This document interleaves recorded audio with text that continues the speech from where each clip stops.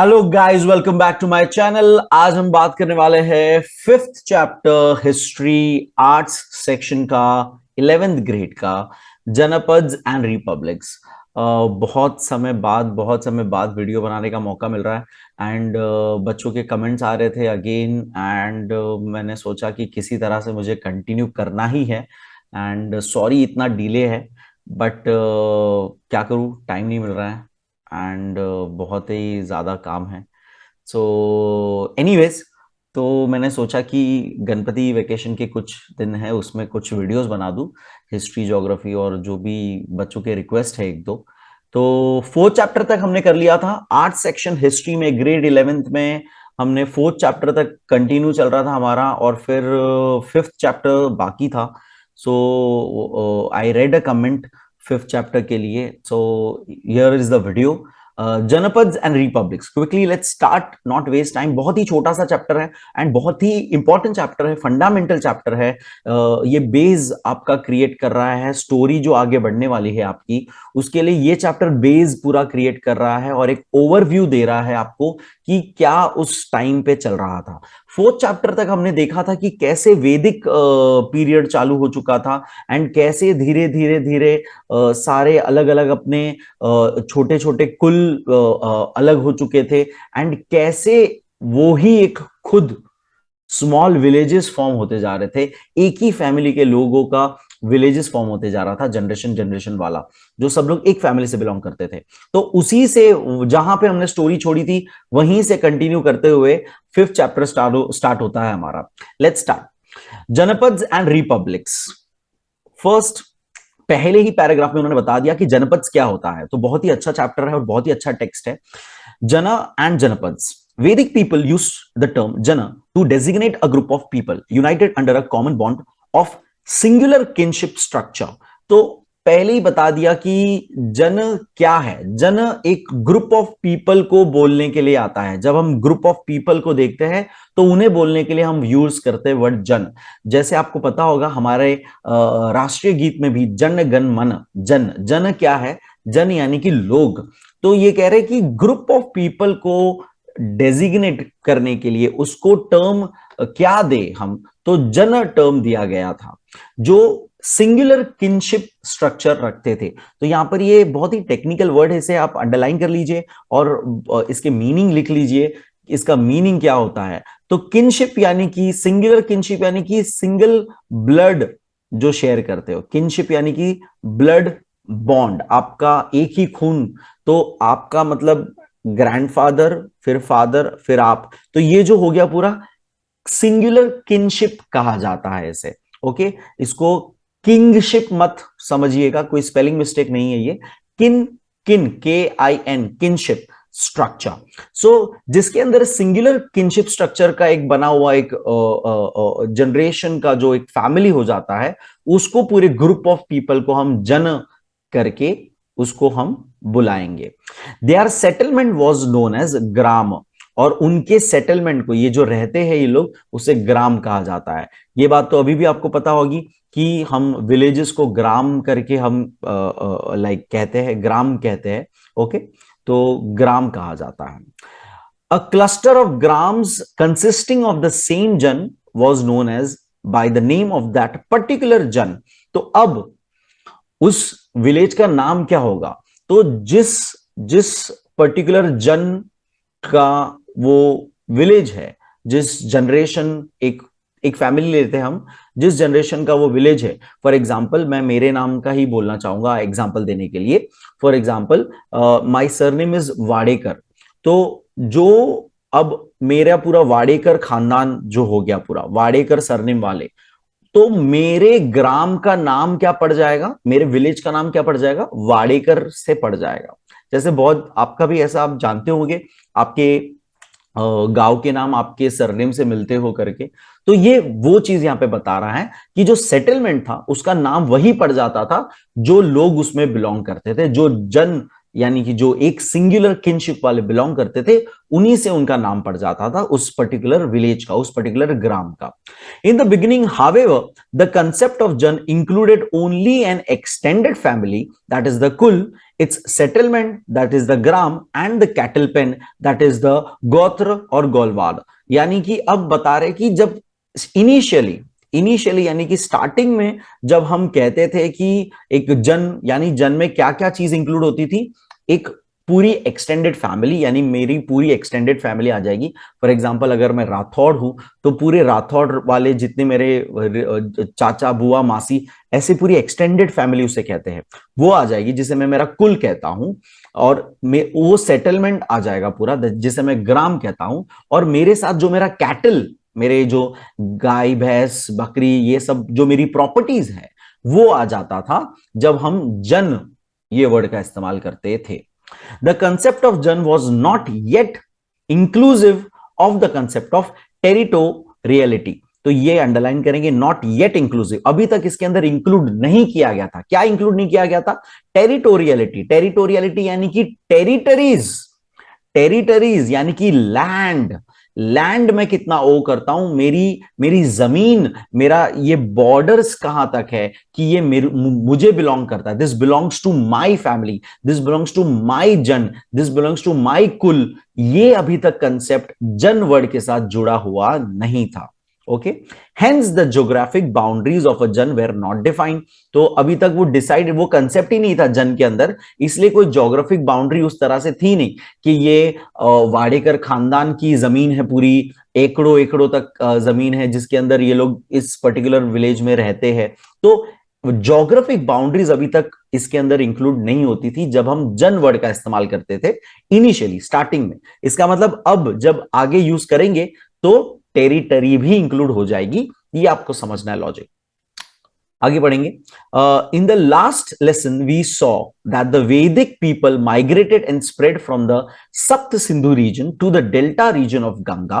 वैदिक janas gradually began to settle in the new region. The concept of Jan increasingly acquired the sense of territoriality. The sense of territoriality instilled the sense of geographic boundaries among the Jans. It resulted into the emergence of informal local administrative structures among the Jans. तो एकदम sequence में आपको पूरा paragraph में बता दिया कि last chapter में ही हमने देखा था कैसे सप्त सिंधु रीजन से धीरे धीरे गंगा की तरफ उसका पूरा जो फर्टाइल लैंड है उसके तरफ पूरा डेल्टा रीजन में सेटलमेंट स्टार्ट हो गए थे। वहां पे जनज अपने अपने ग्राम्स फॉर्म करते जा रहे थे और अब धीरे धीरे टेरिटरी, ये मेरा हिस्सा, ये मेरा हिस्सा, ये लैंड मेरी, यहां तक का हमारा हिस्सा, ये राठौड़ हिस्सा, ये सिंह का हिस्सा, ये वाडेकर का हिस्सा। तो ये ऐसा उनका टेरिटरी कंसेप्ट भी उनके अंदर आते जा रहा था। और एक इनफॉर्मल, अभी तक फॉर्मली नहीं हुआ है, इनफॉर्मल एडमिनिस्ट्रेटिव स्ट्रक्चर बन गया था कि इस चीज को एडमिनिस्टर कैसे करना है, कौन कंट्रोल में रहेगा, कौन कैसे कंट्रोल करेगा उसको, किसका क्या रोल होगा इस पूरे इलाके को कंट्रोल करने का। तो ये एक इनफॉर्मल लोकल एडमिनिस्ट्रेटिव स्ट्रक्चर बन चुका था। Thus, independent जनपद came into existence. A region occupied by the Janas was called as जनपद। तो उसी लाइन में भी बता दिया कि जनपद, पहले तो जनपद वर्ड इंट्रोड्यूस किया उन्होंने, और जनपद होता क्या है वो उन्होंने नेक्स्ट लाइन में बता दिया। तो जनपद क्या होता है? It is a region occupied by the janas was called as janapada. तो अब वाडेकर जन, जिसका ग्राम यानी कि मेरा सेटलमेंट, जो मेरे सारे एक्सटेंडेड फैमिली जो जहां पे रहते हैं वो पूरा मेरा सेटलमेंट, घर सारे, और मेरा कैटल्स वगैरह सब कुछ, उसको हम पहले जन कहते थे। और अब टेरिटरी वाला कंसेप्ट भी इसके अंदर आ गया है, तो जन का अब नाम क्या हो जाता है? जनपद नाम हो जाता है। यानी एक पूरा जो इलाका, पूरा जो मेरा फैमिली कंट्रोल करता है, उसे, उस रीजन को क्या कहा जाएगा? जनपद कहा जाएगा। Gradually, the Janpads had more formal administrative structures, transforming them into independent states. तो अब धीरे धीरे, ग्रेजुअली यानी कि धीरे धीरे, स्लोली स्लोली, फॉर्मल, इनफॉर्मल से फॉर्मल एडमिनिस्ट्रेटिव स्ट्रक्चर हो गया कि ये पूरा इतना बड़ा इलाका कैसे कंट्रोल किया जाएगा, क्या सिस्टम होगा कंट्रोल का, वो बन गया। और धीरे धीरे ये इंडिपेंडेंट स्टेट्स में कन्वर्ट होते गए। These were the first well established states of ancient India. However, this does not necessarily mean that every जनपद evolved into an independent state. तो अब कह रहे हैं कि हर जन का खुद का एक जनपद तो धीरे धीरे हो गया था, लेकिन हर जनपद एक स्टेट बने ऐसा कंपलसरी नहीं था। तो कुछ जनपद जो पावरफुल होते जा रहे थे, जिनकी फैमिली बहुत ज्यादा एक्सटेंडेड होते जा रही थी, स्ट्रांग होते जा रही थी, हर चीज वाइज, मोस्टली वॉर वगैरह जीत कर जब वो स्ट्रांग होते जा रही थी, वो लोग ही, कुछ लोग ही स्टेट में इवॉल्व होते हैं। हर एक जनपद स्टेट बना ऐसा नहीं है। ओके, तो लेट्स रीड अहेड। ये हमें एक ओवरऑल उन्होंने बता दिया, फिर से हम उसको उसको ब्रेक डाउन करके पढ़ेंगे जनपद के बारे में। The term janapada occurs in the Brahmana text for the first time, thereafter it is frequently used in the Vedic literature and the epics Mahabharata and Ramayana, as also in the Jain and the Buddhist literature. तो पहली बार ये जनपद word कहां आया था? तो पहली बार ये जनपद वर्ड ब्राह्मणा टेक्स्ट, जो हमारे वैदिक, हमने अलग अलग ऋग, आयुर्वेद या ऋग्वेद ये सब देखा था हमने पहले के चैप्टर्स में, तो उनके जो एक्सप्लेनेशंस, जो कंटेक्स्ट है जिसे हम ब्राह्मणा टेक्स्ट कहते थे, उसके अंदर पहली बार जनपद शब्द का वर्णन हुआ था। और फिर उसके बाद हमें ये पूरे हर एक वैदिक लिटरेचर में कहीं ना कहीं देखने मिलते हैं, और जो हमारे एपिक्स है महाभारत और रामायण, उसमें भी ये शब्द हमें देखने मिलता है। बुद्धिस्ट और जैन लोगों ने भी जो लिटरेचर लिखा था उसके अंदर भी जनपद शब्द का मेंशन आता है। Considering the ancient Indian geographic perception with reference to the Janpads, the said literature seems to divide the Indian subcontinent into 5 sections. तो अब ये कह रहा है कि जितने भी हमें ये जो सोर्सेस मिले हैं अलग अलग, उसको अगर देखा जाए तो उनके अनुसार, उस इंफॉर्मेशन के अनुसार, इंडियन सबकॉन्टिनेंट को 5 हिस्सों में बांट दिया गया था। वो 5 सेक्शंस कौन से थे? प्राच्य ऑफ द ईस्ट, यानी कि ईस्ट तरफा रीजन, प्रातीच्या ऑफ द वेस्ट, यानी कि वेस्ट तरफ का रीजन, उदीचा ऑफ द नॉर्थ, यानी कि नॉर्थ तरफ का रीजन, एंड दक्षिणा मतलब कि साउथ तरह का रीजन, और मध्य देशा यानी कि सेंट्रल रीजन। तो ये एक नॉर्मल आप समझ सकते हो, एक चारों डायरेक्शन में, यहाँ पे नॉर्थ उदीचा, दक्षिण दक्षिण ऑफ द साउथ, फिर ऑफ द वेस्ट प्रातीच्या, और ऑफ द ईस्ट प्राच्य, और middle reason Madhya.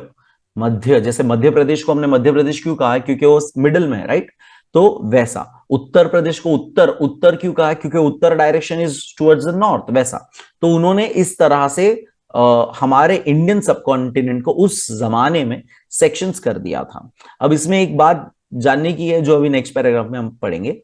However this division does not include the entire subcontinent. ये पूरा इंडिया नहीं दिखाता है, ये पूरा इंडिया नहीं दिखाता, ये सिर्फ इंडिया के ऊपर का हिस्सा एक्चुअली दिखाता है। तो आई एम जस्ट गोना रफली मेक दिस पार्ट कि हमारा ऊपर का इंडिया का हिस्सा कुछ something like this. Okay, something like this. तो ये जो है, ये जो डिवीजन है वो सिर्फ इंडिया के ऊपर का हिस्से में ही डिवीजन बता रहे हैं वो लोग। Okay, it mainly focuses on the region of the to the north of the Vindhya ranges. तो विंध्या रेंजेस जो है, आपको पता होगा, हमने पहले भी पढ़ चुका है, Vindhya ranges is somewhere here, यहां पे कहीं विंध्या रेंजेस पड़ता है। तो उसके ऊपर के पूरा ये हिस्सा का डिवीजन है north west east south and the madhya. तो ये पूरा ऊपर का ही वहां का डिवीजन किया हुआ है, जो 5 डिवीजन किया हुआ है। It mainly focuses on the region of the north of the Vindhya ranges. The geographic awareness seems to have expanded in the Puranic literature. तो ब्राह्मणा टेक्स्ट के बाद नेक्स्ट हमारा पुराण, अलग अलग पुराण, गरुड़ पुराण, ये पुराण वो पुराण, तो अलग अलग जो पुराण, पुराणिक लिटरेचर जिसे हम कहते हैं, उसमें बढ़ गया था। तो उसमें मेंशन फिर आता है, the Purana text mentions the regions to the south of Vindhya, यानी कि ये रीजन का मेंशन पुराण वाले टेक्स्ट में आपको लिटरेचर में मिलता है। साउथ ऑफ विंध्या मतलब इसके नीचे, विंध्या के नीचे, विंध्याज रेंज जो है, माउंटेन रेंज जो है, उसके नीचे। दीज आर दक्षिण पट, अब इसको दक्षिण पट कहा गया, पूरा ये रीजन को Dakshinapatha, and Aparanta, that is the coastal region of Konkan. तो कोस्टल रीजन को नाम गया था अपरंत, और ये पूरा रीजन को नाम दिया था दक्षिण पट। तो बहुत ही सिंपल, बहुत ही इजी। एक बार मैप भी मैंने ओपन करके रखा है, तो मैप में भी मुझे विंध्या रेंज दिखानी है आप लोगों को। So as you can see Vindhya range, ये रहा Vindhya range. This is Vindhya range, यहां पर सतपुरा रेंज के ऊपर विंध्या रेंज। तो ऊपर हमने जो 5 डिवीजन देखा वो 5 डिवीजन इसका ही है, नॉर्थ, ईस्ट, वेस्ट, साउथ, मतलब यहीं तक विंध्या रेंज के ऊपर ही के तरफ ही साउथ है, और मध्यम। और फिर हमने देखा पुराणिक टेक्स्ट लिटरेचर में ये पूरा दक्षिण पट और जो कोंकण रीजन है उसको भी उन्होंने नाम दे दिया था। बहुत ही सिंपल सा। ओके, सो आई होप आपको ये समझ में आया, बहुत ही इजी। आप इसको लिख के रखे। आप भी, मैं चाहूंगा कि आप मैप एक लीजिए, फिजिकल मैप, ब्लैंक मैप लीजिए, और आप ये सारी चीजें उसमें मार्क करें, उसमें लिखे, तो आपको बहुत, मतलब बहुत अच्छे से याद रह जाएगा। Okay, moving ahead, territoriality. अब हमने सारे हमने डिवीजन जान लिया, अब अंदर हम बढ़ते जा रहे हैं कि अंदर और क्या क्या क्या और टेक्निकल चीजें हैं एडमिनिस्ट्रेशन की, वो देखे जाएंगे। Territoriality and autonomous functioning. It may be noted that the sense of territoriality and the ensuing awareness of autonomy were the main factors responsible for the formation of ancient जनपद in India. तो अब कह रहे हैं कि जनपद क्यों form हो रहे थे, क्या था मेन रीजन? तो मेन रीजन था कि टेरिटरी, टेरिटोरियलिटी, यानी कि वो टेरिटरीज कब्जा करना चाहते थे, वो अपना अपना लैंड बढ़ा रहे थे, ये एरिया बाउंड्रीज मेरा है, मेरा मेरा, ये लैंड बाउंड्रीज का पूरा चक्कर था, टेरिटरीज का पूरा चक्कर था। और खुद रूल करना है सबको, ऑटोनॉमी चाहिए सबको, कोई किसी पे रूल नहीं कर रहा है, वो खुद का अपना बना के आपस में रह रहे हैं, अपना अपना देख रहे, ऑटोनॉमी चाहते थे सब लोग। तो ये अलग अलग कुल जो है सब अपनी टेरिटरीज अपना अपना बनाना चाहते हैं और ऑटोनोमस पावर चाहते हैं। ये मेन फैक्टर है जो जनपद अलग अलग इतने क्रिएट होते जा रहे थे। However, their administrative system was not much different from that of the Janas in the Rigveda. तो जो पहले हमने देखा लास्ट चैप्टर में, उसमें जो एडमिनिस्ट्रेटिव सिस्टम था कुछ वैसा ही यहां पर भी सिस्टम था। टू असेंबलीज नोन एज सभा एंड समिति, तो ये सब आप अंडरलाइन करते जाइएगा, sabha and samiti, were at the apex of the all administrative decision making process. तो एपेक्स यानी कि सबसे ऊपर, तो सभा समिति हर डिसीजन मेकिंग प्रोसेस के किससे पास होती थी? एक सभा एक बिठाते थे, और एक समिति, एक again a group of people जो एक्सपर्ट है, जो ज्यादा एक्सपीरियंस्ड है, जो इलेक्टेड मेंबर्स है, वैसी उन्होंने एक ग्रुप बना दी थी जिसे असेंबलीज दो बोलते हैं, और उनके थ्रू ही सारे डिसीजन लिए जाते थे। Since the very beginning of Vedic period the chief of the janapada was known as rajan. तो ये जो जनपद पूरा जो था उसका जो चीफ था उसे राजन, राजन यानी राजा भी होता है वर्ड, वो कहा जाता था। The sabha and samiti had the authority either to elect or remove the chief. तो अब सभा के पास पावर है, सभा समिति ऐसे ही नहीं बनी है, सभा समिति जो असेंबलीज बनी है उसके पास पावर है कि वो राजन को निकाल सके या राजन को इलेक्ट कर सके। तो ये बहुत अच्छा सिस्टम तभी से चले आ रहा है, डेमोक्रेटिक सिस्टम एक तरह से, जो अभी भी हम फॉलो करते हैं, right. However, the administrative objectives and policies, the norms of social organization, etc., were flexible enough to accommodate changing socio-economic milieu. तो अब वो कह रहे हैं कि हालांकि इतना वो था सिस्टम, फिर भी जो उस जमाने में, उस वक्त, उस जो भी वहां पे पर्टिकुलर सोशल ऑर्गेनाइजेशंस बन रहे थे, जो ज्योग्राफिकल हालात थे, उस बेसिस पे जो जैसे जैसे बदलते जा रहा था, उनकी पॉलिसीज भी उस तरफ उस हिसाब से बदलते रहती थी। उसमें कोई एकदम strict hard and fast rules नहीं थे, वो जब जैसा उन्हें लगता था फिट, उस हिसाब से वो पॉलिसी चेंजेस भी करते थे। When the successive generations got established in a geographic periphery, the newly emerging social organization was also changing. Now, it was not confined only to the basic kinship structure. People from the outside of the kin framework also got included in the Janpad. तो अब बहुत ही important चीज हमने starting में देखा कि kinship यानी कि ब्लड बॉन्ड, यानी जिनका खून खून का रिश्ता है। तो स्टार्टिंग में जिसका खून एक है सबका, पूरे जनरेशन वालों का, वो पूरी फैमिली, एक्सटेंडेड फैमिली बनके जन बन रहा था और उन्हीं का जनपद था। लेकिन अब ये अब इतनी बड़ा होते जा रहा है, उतना बड़े लेवल पे जा रहा है, और जैसे जैसे जनरेशन, सक्सेसिव जनरेशन, जैसे जैसे जनरेशन बढ़ रही है, ज्योग्राफिक पेरिफेरी में आसपास वो लोग फैलते जा रहे हैं सब लोग, इनके अंदर अब दूसरे लोग भी इन्वॉल्व हो रहे हैं, दूसरे खून वाले भी एक तरह से हम बोल सकते हैं कि इन्वॉल्व हो रहे हैं। ओके, तो ये बहुत ही इंपॉर्टेंट लाइन है यहाँ पे, people from outside of the kinship framework also got included in the Janpad. The social organization of the Janpad, which was based on collective functioning, began to change, and one's immediate family became more important. Accordingly, the social organization came to revolve around the head of the family and family-based rituals.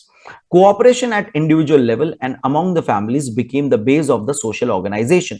तो ये पूरा paragraph social organisation यानी कैसे वो लोग काम करते थे सोशली वो बता रहे। तो जैसे ये बड़ा हो गया, अब इतना बड़ा हो गया, एक्सटेंडेड फैमिली से अब बहुत आगे बढ़ गए ये लोग, तो अब खुद की इमीडिएट फैमिली, अब एक्सटेंडेड फैमिली को नहीं देख रहे, खुद की इमीडिएट फैमिली यानी पापा मम्मी बहन भाई, खुद की इमीडिएट फैमिली बहुत ज्यादा इंपॉर्टेंट रोल प्ले करने लग गई और आपस में एक दूसरे से वो इंडिविजुअल लेवल पे कोऑपरेशन करके काम चलाते थे, ऐसा वो यहां पे बता रहे हैं।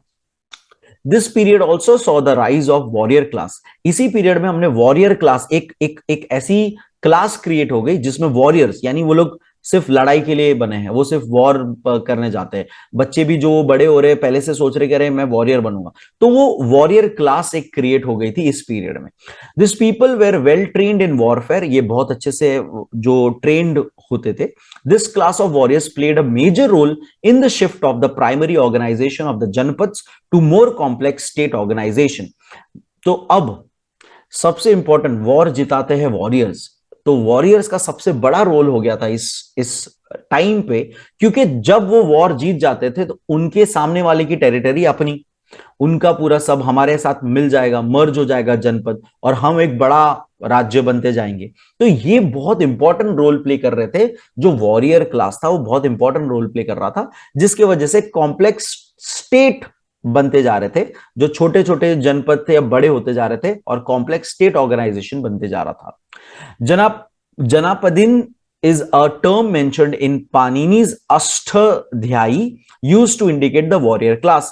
अब ये वॉरियर क्लास को टर्म जताने के लिए, जैसे ऊपर हमने ग्रुप ऑफ पीपल को टर्म दिया जन, वैसे वॉरियर क्लास को एक टर्म देने के लिए, एक नाम देने के लिए, नाम क्या दिया गया था?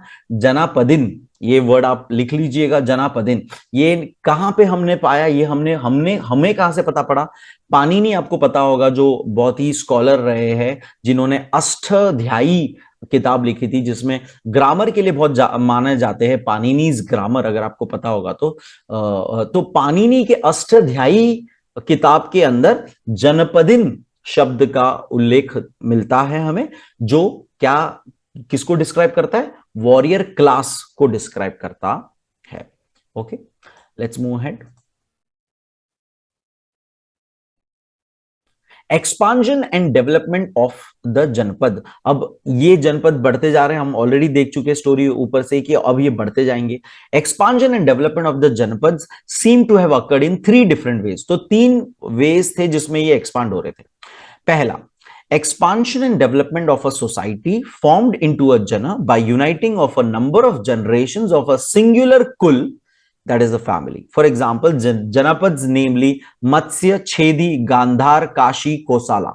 तो सबसे पहले तो मैं चाहूंगा कि आप ये एग्जाम्पल्स जो नाम आते जा रहे हैं अलग अलग, ये सारे कुल के नाम है, अलग अलग फैमिलीज, ये अलग अलग जन के नाम है। जैसे मैंने मेरे सरनेम का जन बनाया था, तो वैसे छेदी, गांधार, गांधार आपने सुना होगा नाम महाभारत के हिसाब से, काशी, कोसाला, ये सब अलग अलग जन के नाम हैं। ये यानी कि गांधार वाले में सारे जितने हैं वो सेम ब्लड लाइन शेयर करते थे। तो पहला एक्सपांशन डेवलपमेंट किस बेस पे था? कि वो लोग सबके सब सिंगुलर कुल, वो एक ही कुल के बिलोंग, कुल यानी कि फैमिली, एक ही फैमिली से बिलोंग करते थे सारे के सारे। गांधार, सबके सब गांधार है, सबका सरनेम इन शॉर्ट सेम है, गांधार गांधार गांधार। वो इतना फैमिली बड़ा हो चुका है, दादा के भाई के ऐसे ऐसे करके इतना बड़ा फैमिली पूरा हो चुका है। गांधार सबके सब कॉमन फैमिली से बिलोंग करते हैं, तो वो एक जनपद बन जाता था, ऐसा उन्होंने बताया। सेकेंड, द जनपद rising out of the union of more than one कुल। अब 2 अलग अलग कुल है। फॉर एग्जाम्पल, यहीं से हम वर्ड ले रहे हैं कुल का, गांधार और काशी। तो लेट्स से गांधार और काशी कुल आपस में वो मर्ज हो जा रहा है, वो लोग आपस में यूनियन बना लेते हैं, साथ में, यूनियन यानी साथ में हो जाना। तो वो लोग आपस में मर्ज हो जाते हैं फॉर एनी रीजन, शायद उनकी आपस में मैरिज हो गई या ऐसा कुछ हो गया, तो उनका फैमिली बेसिकली अब दोनों का कुल मर्ज हो गया, वैसे करके एक जनपद फॉर्म हो रहा है। तो second way of expansion was दो अलग अलग कुल आपस में मिल जा रहे थे। जनपद rising out of the union of more than one कुल, फॉर एग्जाम्पल द पांचाला। तो पांचाल भी आपने पढ़ा होगा, पांचाल पांचाली जो थी, लाइक महाभारत अगर आप जानते होगे तो पांचाला जनपद, पांचाला यानी पांच पांच अलग अलग कुल इसके अंदर जनज इसके अंदर इन्वॉल्व थे। Who were the five janas united under the name of Panchalas is not exactly known. तो एग्जैक्टली हमें नहीं पता है, लेकिन हेमचंद्र राय चौधरी जो हिस्टोरियन थे, following where the janas were merged together in as Panchalas. तो पांचालास में कौन पांच अलग अलग जन आते हैं वो यहां पे नाम दिया हुआ है। तो मैं चाहूंगा ये अगेन आप लिख लीजिए, क्रिवी, तुर्वाशा, केशी, श्रीनाज्याया एंड सोमका। ये सारे नाम आप पांच अलग अलग जो कुल है, जो जन्स है, जो साथ में मर्ज होके एक बड़ा सा जनपद बनाया था, जो जनपद का नाम था पांचाला, ऐसा। तो ये आप लिख लीजिएगा, बहुत important. Later Kurus and Panchalas are mention together as Kuru Panchalas. तो ये आप जानते ही हो, Kurus and Panchalas Mahabharata. By the time of Mahabharata, by the time of Mahabharata, Kuru Panchalas, आपने नाम सुना होगा, महाभारत का स्टोरी आप जानते होगे उतना basic. By the time of Mahabharata, kula name known as Bharata in Rigveda got merged with Kurus. The two Kulas united to such extent that people in Bharata clan came to be regarded as the ancestors of Kurus. तो अब आपको समझना है, एक तरफ पांचाला एक जनपद था पूरा, जिसके अंदर पांच टोटल जन बन के वो उन्होंने जनपद बनाया था। दूसरी तरफ था कुरुज, जो एक अलग खुद से एक जनपद है, और एक और क्लैन है, एक और कुल है, एक और फैमिली है, भारताज। ओके, मैं यहां पे अंडरलाइन कर रहा हूं वो भारताज। तो जब महाभारत के टाइम का बात है, तब भारताज और कुरु मर्ज हो चुका था, उस टाइम तक वो मर्ज हो चुका था, और इतना मर्ज हो चुका था, इस मतलब ये ऐसा हो चुका था कि धीरे धीरे जो भारताज वाले लोग थे, भारत कुल के जो लोग थे, भारतास के कुल के जो लोग थे, वो कुरु क्लैन के एंसेस्टर्स माने जाने लग गए। ओके, ऐसा वो बता रहे हैं। तो ये एक इंपॉर्टेंट है पूरा पार्ट, आप मार्क कर लीजिएगा। आगे बढ़ेंगे तो दो तरीके देख ली। अब पहला तरीका था कॉमन ब्लड लाइन के हिसाब से वो लोग बनाते जा रहे थे जनपद। सेकंड, दो अलग अलग जन्स यानी कि दो अलग अलग कुल आपस में मिल जा रहे थे, तो वो बन जा रहा था एक जनपद। और third, the more powerful janapada conquered the less powerful ones. तो थर्ड वाला तो एकदम सिंपल और बहुत ही लाइक कॉमन सेंस वाला बात, जो मोर पावरफुल था वो लेस वाले को कॉन्कर कर लेता था, उस हिसाब से वो एक्सपांड हो जाता था। तो एक्सपांशन डेवलपमेंट के तीन जो तरीके थे हमने देखे। फिर एडिशनल इंफॉर्मेशन में आपको जो हमने ऊपर चार सेक्शन देखे थे, east, west, north, south and the middle, उस जगहों पर कौन से जनपद मौजूद थे और वो जनपद के नाम कौन से लिटरेचर से हमें पता पड़ा, वो यहां पे उन्होंने दिया हुआ है। ये पूरा तो मैं नहीं पढ़ूंगा, बट रैंडमली मैं आपको थोड़ा बताता हूं। जैसे कि प्राचया यानी कि ईस्ट, ईस्ट में कौन से वहां पे क्यों थे, अंगा, मगाध नाम याद रखिएगा, आगे आने वाला है ये हमें कहां से पता पड़ा, ये कुल का नाम हमें कहां से पता पड़ा, ये जनपद का नाम हमें कैसे पता पड़ा, बाय अथर्ववेदा से हमें पता पड़ा। तो ये लिटरेचर कहां से पता पड़ा वो ब्रैकेट्स में दिया है, और ऊपर उन्होंने उस पर्टिकुलर जनपद का नाम दिया हुआ है। फिर प्रातीच्या यानी कि वेस्ट में पारशु, पुरु ये नाम भी आएगा आगे। तुर्वाशा हमने देखा, अभी गांधार हमने अभी देखा। तो ये ऋग्वेदा और अथर्ववेदा में मेंशन्ड है। फिर उदीच्या यानी नॉर्थ हमने देखा, नॉर्थ साइड पे जो था क्रिवी, वैकर्ण और बाल्खी। दक्षिण में हमने देखा आंध्र, पुलिंदा, और ये हमें पुलिंदा नाम कहां से पता पड़ा, अशोका जी ने, जो अशोका राजा जो थे, एम्परर अशोका, उन्होंने जो अपने एडिक्स और उन्होंने जो अपने स्टोन इंस्क्रिप्शंस किए थे, उसमें से हमें ये नाम पता पड़ा, पुलिंदा नाम का एक जनपद था। और मध्य देश में छेदी जो हमने देखा, भारता जो अब भी देखा, जो भारता कुरूज लोग के साथ मर्ज हो गया था और बाद में ऐसा मानने लग गए कि भारता ही कुरुओं का एंसेस्टर्स है, ऐसा वो लोग मानने लग गए। मत्स्या जो ऊपर भी हमने एक नाम देखा, तो ये सारे कुरु भी वहीं से, मध्य में ही बिलोंग करता है कुरु। ये सारा हमें ऋग्वेदा और अथर्ववेदा से ये सारे इंफॉर्मेशन मिले हुए हैं। तो ये आप पढ़ लीजिएगा आपके नॉलेज के लिए, और आपको मैच द कॉलम्स वगैरह में पूछा जा सकता है। नेक्स्ट है federation of states, that is the गणराज्य। अब ये स्टेट्स फॉर्म होते जा रहे थे, हमारे जैसे जैसे जनपद बड़े होते जा रहे हैं, अब एक प्रॉपर कॉम्प्लेक्स स्टेट फॉर्मेशन आ रहा है, उसका हम अब ब्रेक डाउन कर रहे हैं। The later Vedic literature, Jaina and Buddhist literature indicate that most of the Janpad were monarchic states. Monarchic यानी कि सिंगल एक रूल कर रहा है कोई, monarchic states थे सारे के सारे, most of them. However, some of the Janpads were of oligarchic type, और कुछ लोग oligarchic यानी कि कुछ लोग मिलके चला रहे थे, एक से ज्यादा लोग उसको चला रहे थे। The ancient literature mentions different types of states. Terms like Rajya, Swarajya, Bhojya, Vairajya, Maharajya, samrajya and parameshthya occur in this context. तो ये अलग अलग टर्म्स है जो यूज किए जाते थे एक स्टेट के हेड के लिए और स्टेट को डिफाइन करने के लिए। साम्राज्य, मैं राजा और ये मेरा साम्राज्य है, इस तरह से ये सारे शब्द इस्तेमाल होते थे, ऐसा वो बता रहे हैं। However, nothing more can be said about the nature of the states. We can get to know that Uttar Kuru and Uttar Madra were of Vairajya type. It means that the state was not ruled by any monarch, but the members of the Janpad run the state collectively. तो अब बहुत ही important, हमें इससे वैराज्य का meaning पता पड़ गया। वैराज्य यानी कि जहां पर मोनार्की नहीं है, यानी कोई एक सिंगल रूलर नहीं है, कोई एक सिंगल आदमी नहीं है जो कह रहा है कि मैं राजा हूं और आप लोग को मेरी सुननी पड़ेगी। वैराज्य यानी कि नो मोनार्क, मोनार्क का मतलब होता है सिंगल रूलर। ओके, तो यहां पर not ruled by single ruler. पहले तो ऐसे कौन से हैं? उत्तर कुरु और उत्तर मद्रा, ये जो दो अलग अलग स्टेट फॉर्म हुए थे, उसमें किस तरह की गवर्नमेंट थी? वैराज्य टाइप ऑफ गवर्नमेंट थी। वैराज्य गवर्नमेंट क्या होती है? वैराज्य गवर्नमेंट यानी कि ये स्टेट में कोई सिंगल पर्सन रूल नहीं चलाता है, सारे मेंबर्स मिलके state collectively run the state collectively, यानी सारे मिलके उस पर्टिकुलर स्टेट को चलाते हैं, जनपद को चलाते हैं। The ancient literature mention such type of states as gana sangha और संघ राज्य, या सिंपल ओलिगार्की और रिपब्लिक, हमारे इंग्लिश वर्ड्स में अगर बात करें तो अब इंग्लिश वर्ड में इस चीज को, जहां पे कोई मोनार्क नहीं है, जहां पर कोई सिंगल मोनार्क नहीं है और सिंगल रूल नहीं है, उसको क्या कहा जाता है इंग्लिश में? ओलिगार्की कहा जाता है या रिपब्लिक स्टेट कहा जाता है, जैसे कि हमारा अभी India is a republic state.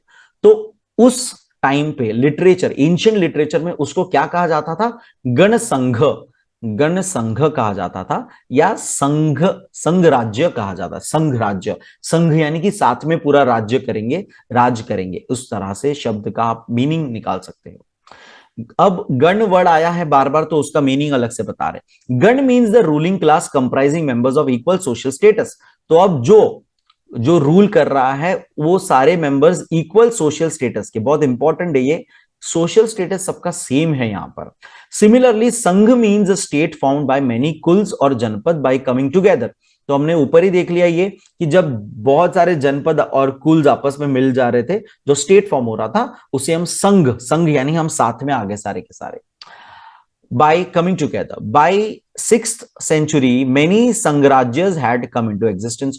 और 6th century तक आते आते बहुत सारे ऐसे थे जिन्होंने अकेले नहीं रहते थे, वो कुल, अपना कुल दूसरे कुलों के साथ मर्ज करके, अपना जनपद दूसरे जनपद के साथ मर्ज करके, अलग अलग रीजंस की वजह से वो संघ राज्य चलाते थे, यानी कि वो साथ में राज करते थे। There were three main types of ancient federations of states in India। अब तीन अलग अलग टाइप है, अगेन कैसे वो उनका गवर्नमेंट कौन सा तरीके का चलता था। सबसे पहले गणराज्य of the member of the same कुल, फॉर एग्जांपल मालवा शिबी।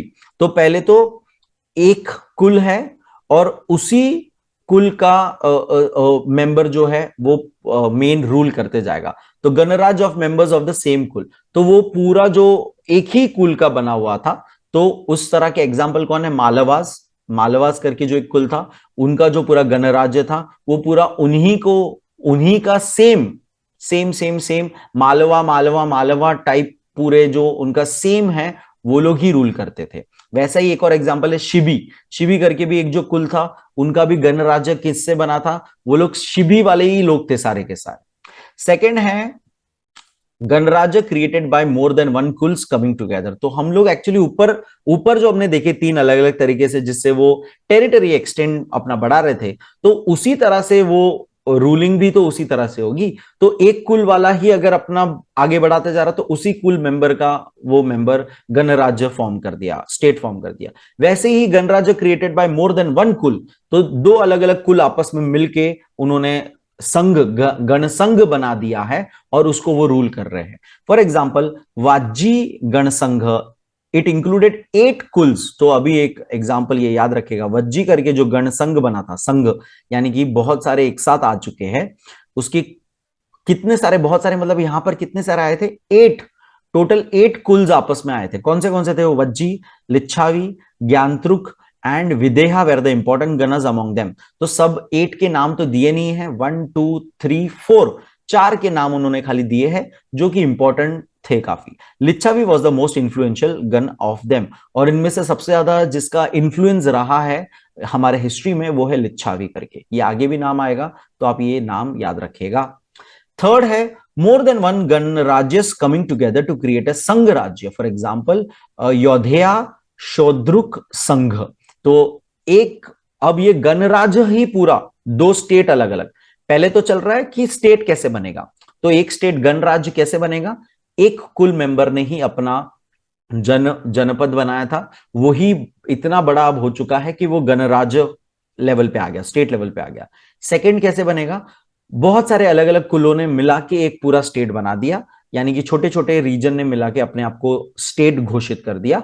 जैसे फॉर एग्जांपल 8 अलग अलग कुल ने मिला के अपने आप को गणराज्य, वज्जी गण संघ करके अपने आप को स्टेट घोषित कर दिया। थर्ड तरीका क्या था कि मोर देन वन दो स्टेट ही आपस में मिल जा रहे थे और एक बड़ा सा संघ राज्य बना रहे थे। तो उसका एग्जाम्पल था योदेहा शोद्रुक संघ। ये भी नाम याद रखिएगा, आप सारे नाम लिख लीजिएगा आप। We can get a glimpse of administrative system of the ancient Ganasangha in the Buddhist texts। ये सारा हमें बुद्धिस्ट टेक्स्ट से काफी इसके बारे में डिटेल मिलती है। Each Ganasangh had its own system of decision making and its implementation। We may find approximate parallel of these systems in the following types। तो इसके सबका खुद का एक एडमिनिस्ट्रेशन सिस्टम था, लेकिन हम कुछ ना कुछ आज के जमाने से उसको लिंक कर सकते हैं पैरेलली, तो वो हम देखेंगे कौन से सिस्टम के साथ। फॉर एग्जाम्पल डेमोक्रेटिक स्टेट्स, तो मैंने ऊपर ही हमने देखा मोनार्किक, और उसके पहले हम लोग सब लोग खुद का ऑटोनॉमी चाहते थे और खुद सिलेक्शन करते थे, राजन को हटा भी सकते, तो ये सब हम ऊपर ही देखते आ चुके हैं। तो first is democratic states. Some of the ganasanghas were divided into regional zones called khanda. तो अब इतना बड़ा स्टेट हो चुका है, स्टेट को रूल कैसे किया जाए उसको सेक्शंस, खंड, जैसे हमारा स्टेट अभी डिस्ट्रिक्ट्स में डिवाइड होता है करंटली, वैसे वो टाइम पे गणसंघ जो बन गया, जो इतना बड़ा स्टेट बन गया, उसको वो डिवाइड करते रीजनल जोन्स, जिसको खंड कहते थे। They function through a group of elected individuals, और वहां का एक इलेक्टेड इंडिविजुअल्स होते थे, जैसे अभी भी हम करते हैं, एमएलए सारे सिलेक्ट होके एक जगह पे बैठते हैं, वहां का रिप्रेजेंटेटिव लोकसभा में बैठता है, तो अभी भी हम ऐसा करते हैं। वही सेम चीजें आपको उस जमाने में इमेजिन करनी है। तो फिर से गणसंघ जिसको डिवाइड कर दिया रीजन के हिसाब से, हर रीजन जोन को एक खंड कहा जाता है, वहां पर इलेक्टेड इंडिविजुअल्स होते हैं, यानी इलेक्शन होता है, इलेक्ट होने के बाद वो आते हैं, हु वर फाउंड केपेबल, जो केपेबल होते थे उनको इलेक्ट किया जाता था। Each of the elected members represented his respective खंड, एक खंड का एक रिप्रेजेंटेटिव होता था। दिस एमएलए समझ लो आप, these elected members were installed with collective authority for the smooth running of the ganasangha. अब इन सबकी मिलकर जिम्मेदारी थी पूरे गणसंघ को चलाना, collective responsibility. This was a democratic system, इसको डेमोक्रेटिक सिस्टम कहते थे। गणसंघs which function in this democratic way existed in Punjab, Sindh at the time of Alexander's invasion। तो ये इस तरह के कहां पे हमें रिकॉर्ड मिले हैं, पंजाब और सिंध, ये जो जगह है वहां पर डेमोक्रेटिक का इस तरह का हमें स्टेट्स का एग्जांपल मिला हुआ है। Each elective representative of respective region zone was designated as ganamukha. तो अब मैंने नाम आपको जैसे अभी बोला कि अभी के टाइम पे अपन एमएलए बोलते हैं, राइट, तो वो टाइम पे उसको हम क्या नाम देते थे? गणमुख्य, मुख्य, यानी कि वो उसका मुख्य है गण का। Every gana mukhya was the member of the assembly known as the gana parishad. तो हमारे सारे एमएलए मिलते हैं राज्यसभा में, राइट? तो वैसे ही ये सारे गणमुख, हर जगह से गणमुख, हर खंड से गणमुख जहां मिलते हैं, उस असेंबली को क्या नाम दिया है? गण परिषद नाम दिया है। तो ये सारा आप अच्छे से अंडरलाइन करते जाइएगा। Gana Parishad, Gana Parishad was the highest decision making authority. तो कॉमन सेंस है, वो असेंबली में बैठ के क्या करेंगे? वो लोग डिसीजन लेते थे। Decision making authority about the administrative matters of the गण संघ, पूरे पूरे स्टेट का वो डिसीजन लेते थे। Decision made by the gana parishad were implemented by the designated functionaries of various cadre. The gana pramukh, अब उसमें भी एक हेड होना चाहिए कि नहीं? तो हम चीफ मिनिस्टर को हेड बनाते हैं। जब स्टेट का हम हर एक एमएलए उधर डिसाइड हो जाता है, तो एमएलए के अंदर से ही एक उधर एक लीडर होता है जिसको हम चीफ मिनिस्टर कहते हैं स्टेट का।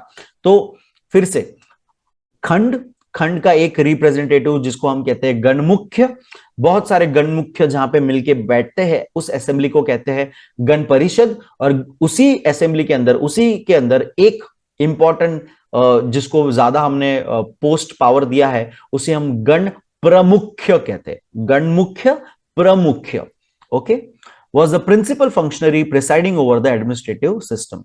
He was known as the अध्यायक्ष, उसको अध्यक्ष, अध्यक्ष, अध्यक्ष भी कहते थे, यानी कि जो मेन पूरा जिसको हम लीडर माने हैं, या राजा भी कहते थे। The rest of the main designated functionaries included उपराज्य यानी उप अध्यक्ष, सेनापति यानी कि जनरल जो होते हैं, जनरल हम बोलते हैं, मेजर जनरल जो आर्मी का लीडर, सेनापति, एंड भंड, भंडागारिका यानी कि ट्रेजरर, इंग्लिश में से ट्रेजर, जो पूरा ट्रेजरी यानी पैसा रिलेटेड फाइनेंशियल मैटर्स देखता है। तो ये मेन उन्होंने ये बताए हैं कि पोजीशंस क्या क्या होती थी उस पर्टिकुलर जो असेंबली में, पोजीशंस क्या होती थी। ओके, ओलिगार्किक स्टेट्स, तो ये तो हो गया डेमोक्रेटिक स्टेट्स का। Oligarchic, in this type of the elite class, अब ये ओलिगार्की के अंदर कोई एक रूल नहीं कर रहा है, कोई एक जन नहीं है, और इलेक्शन के थ्रू नहीं आया हुआ, इसमें बहुत सारे मिले हुए मेंबर्स है, जो खास करके यहाँ पे क्या है, एलाइट क्लास, यानी कि जो पहले से ऊपर वाले दर्जे के लोग हैं सोशल स्टेटस में, वो लोग ने पावर पूरा अपने पास रखा हुआ है, डिसीजन मेकिंग अपने पास रखी है, एडमिनिस्ट्रेशन पूरा अपने पास रखा हुआ है। Panini and Kautilya mentioned them as rajashabdopajivi. तो ये अगेन एक नाम, जो पानिनी थे, हमने ऊपर देखा कि पानिनी जो हमारे जो बहुत ही इंपॉर्टेंट फिलोसोफर रह चुके हैं, जिन्होंने किताबें लिखी थी बहुत सारी, और ग्रामर रिलेटेड हमें पूरे सारे टर्म्स वगैरह दिए थे। तो पानिनी और कौटिल्य, कौटिल्य भी अब नाम आपने सुना होगा, आगे हम पढ़ने वाले अशोका वगैरह जब आएगा, मौर्य एम्पायर वगैरह सब आएगा तब, तो उन्होंने इस तरह की ओलिगार्किक स्टेट्स को राजशब्दोपजीवी, ये उन्होंने टर्म दिया था, जिसके अंदर ओलिगार्किक चल रहा है, जिसके अंदर एक कोई मोनार्क नहीं है। Panini includes Vajji, Andhaka, Vrishni, Yaudheya in the rajashabdopajivi. तो ये कह रहे कि एग्जाम्पल अब दे रहे हैं, कौन से स्टेट्स ओलिगार्किक स्टेट्स थे? वज्जी, अंधा का, वृष्णि, अयोध्या। तो वज्जी तो हमने देखा ऊपर 8 कुल से बना था, तो कॉमन सेंस है, कोई कुल ऐसा तो नहीं बोलेगा कि मुझे रूल नहीं करना, वो लोग सब लोग आपस में मिलके बोलेंगे कि हम सब लोग मिलके रूल करेंगे, राइट? तो वज्जी आप एग्जाम्पल एक अच्छा सा याद रख सकते हो। कौटिल्य के अनुसार वृजी या वज्जी, अगेन मद्रक, कुरु, पांचाल, पांचाल के अंदर भी हमने देखा था 5 अलग अलग थे। तो ये लोग सब लोग मिलके रूल करते थे, ओलिगार्किक रूल था, कोई एक सिंगल पर्सन रूल नहीं था। This type of ganasanghas were more prevalent in the eastern region of Uttar Pradesh and Bihar. तो ये ज्यादा eastern region of Uttar Pradesh और बिहार में देखा जाता था। Let's read ahead.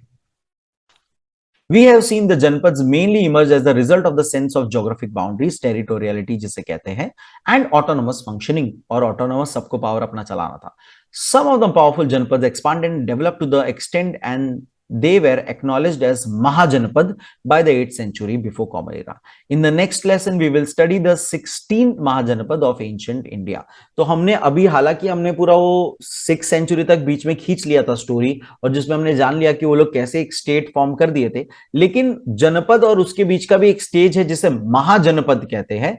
तो वो हम लोग नेक्स्ट चैप्टर में देखने वाले हैं। टोटल 16 महाजनपद फॉर्म हो चुके थे अलग अलग, वो हम पूरी स्टोरी नेक्स्ट चैप्टर में देखने वाले हैं। बाकी that was the end of the chapter. बहुत ही इंटरेस्टिंग था चैप्टर, था बहुत ही फंडामेंटल बेसिक सा चैप्टर था। आई होप आपको समझ में आया। आई होप आप नोट्स सारे नोट डाउन करेंगे जो जो मैंने आपको बोला। And that's it. Thank you so much.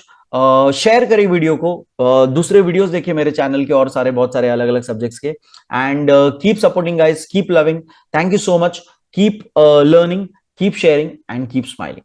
Sign.